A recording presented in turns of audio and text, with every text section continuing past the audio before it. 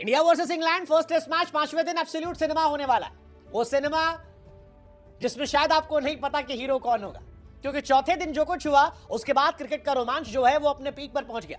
India ने हालांकि आखिरी में फिर एक बार निराश किया, लेकिन निराश करने से पहले ऋषभ पंत और केएल राहुल ने जो क्लास किया, जो ऋषभ पंती, जो हीरो पंती दिखाई, उसने इंडिया को उस जगह लाकर खड़ा कर दिया है जहां से बुमराह एंड कंपनी इस बात की उम्मीद कर सकते हैं कि हम जीत सकते हैं। तो उधर बेन स्टोक्स भले ही स्कोरबोर्ड को देखकर कह रहे होंगे बेन स्टोक्स इतने कैसे बन गए, लेकिन फिर भी वो याद दिला रहे होंगे कि इसी पिच पर 2019 में उन्होंने कमाल किया था। लेकिन क्या ये कमाल इस बार होगा? क्या 5वें दिन प्रसिद्ध कृष्णा, मोहम्मद सिराज, रविंद्र जडेजा, शार्दुल ठाकुर, बुमराह की लीडरशिप में इंग्लैंड को तहस नहस करेगी, या बेसबॉल वाले एक नया इतिहास रचेंगे? क्योंकि जितने रन इंग्लैंड को बनाने हैं वो रन हिस्ट्री में इंग्लैंड ने कभी बनाए नहीं। इंग्लैंड ने इस मैच में 21 बना लिए हैं, 350 और चाहिए, और 372 कभी भी इस पिच पर कभी इससे पहले बना नहीं था। 350 अभी बाकी है। मामला जो है वो टाइट है, 10 विकेट पूरे हैं। मुझे ऐसा नहीं लगता कि ये मैच ड्रॉ हो सकता है। मुझे लगता है कि इंग्लैंड जीतने के लिए जाएगी, भारत जीतने के लिए जाएगी, और जब दो टीमें जीतने के लिए जाती हैं तो एब्सोल्यूट सिनेमा वहां से हो जाता है।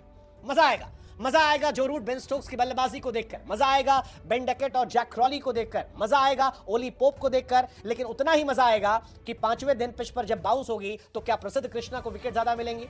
मजा आएगा ये देखकर कि जसप्रीत बुमराह इस बार कितना कहर बर पाते हैं। मजा आएगा इस बात देखकर कि डीएसपी सिराज या किसी को अरेस्ट कर पाते हैं। मजा आएगा इस बात को देखकर भी कि क्या शार्दुल ठाकुर से गेंदबाजी करवाई जाती है या फिर उन्हें बाहर बैठा दिया जाता है कि भाई साहब आप सिर्फ टीम का हिस्सा हैं। लेकिन जो कुछ होगा वो मजा आएगा, और मजे के साथ इतिहास बनेगा। इतिहास या तो इस बात का कि इंग्लैंड इस पिच पर सबसे बड़ा स्कोर चेस करेगी, या इतिहास इस बात का कि शुभमन गिल की अगुवाई में इंडिया पहली टेस्ट मैच में पहली जीत फतेह करेगी। मजा आएगा।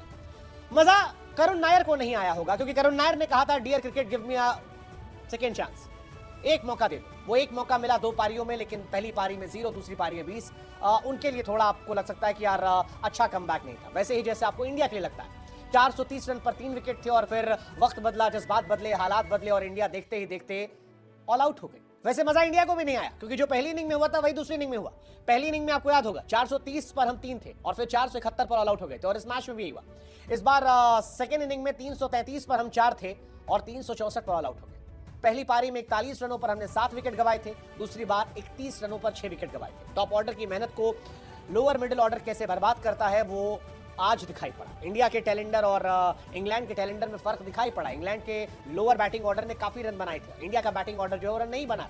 शार्दुल, बुमराह, सिराज, प्रसिद्ध, मतलब क्या ही कहा जाए। पहली इनिंग में मिलकर इन 4 लोगों ने 5 रन बनाए, और दूसरी इनिंग में इन सब ने मिलकर 4 रन बनाए। इनफैक्ट एक ओवर तो ऐसा था जहां पर शार्दुल, सिराज और बुमराह एक ही ओवर में आउट होकर चले गए।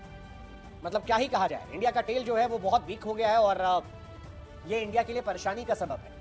मतलब मुझे नहीं समझ में आ रहा कि इसको क्या किया जाए। शार्दुल ठाकुर जिन्हें ऑलराउंडर के तौर पर लाए थे वो गेंदबाजी करवाए नहीं जा रहे। 6 ओवर गेंदबाजी करते हैं, और बल्लेबाजी तो वो कर ही नहीं रहे हैं, उनकी कहानी है।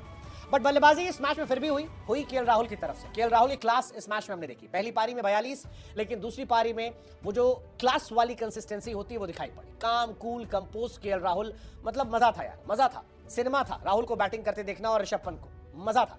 राहुल की क्लास दिख रही थी, सौम्यता से, आराम से, बिना बॉल उछाले छक्का मारने की कोशिश कर रहे थे, और फिनोमिनल पारी, क्लास वाली पारी थी लीड्स में। 137, one of the finest inning. अगर इंडिया ये मैच जीतती है तो राहुल की जितनी तारीफ की जाए उतना कम है। राहुल वैसे बड़े मल्टी टैलेंटेड आदमी है, मतलब तमिल में भी बात करते हैं, कन्नड़ में भी बात करते हैं, हिंदी में भी बात करते हैं, साई सुदर्शन से अलग लैंग्वेज में बात करते हैं। जब वो मिलते हैं करुण नायर से तो अलग भाषा होती है, और ऋषभ पंत के साथ उनकी हिंदी होती है। सो वर्सेटाइल प्लेयर है। रेड बॉल, व्हाइट बॉल, बताया उन्होंने एक बार फिर कि राहुल नाम तो सुना ही होगा।